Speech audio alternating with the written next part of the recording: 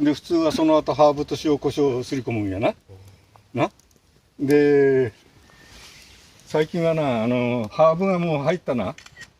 マジックソルトってのが売ってる。はいはい、うん、あれ使うと便利だしな。でそれで、すり込んで一晩冷蔵庫で寝かして、はい、で普通はニンニクはね切れ目入れて差し込むのよな。うん、だけど俺はあんまりそういうの嫌だからおろしニンニクにして、はい、塩とかやる前にまずニンニクをすり込んで、はい、おろしニンニクをよく、はい、でその後で今言うマジックソルトと、はい、あと胡椒と。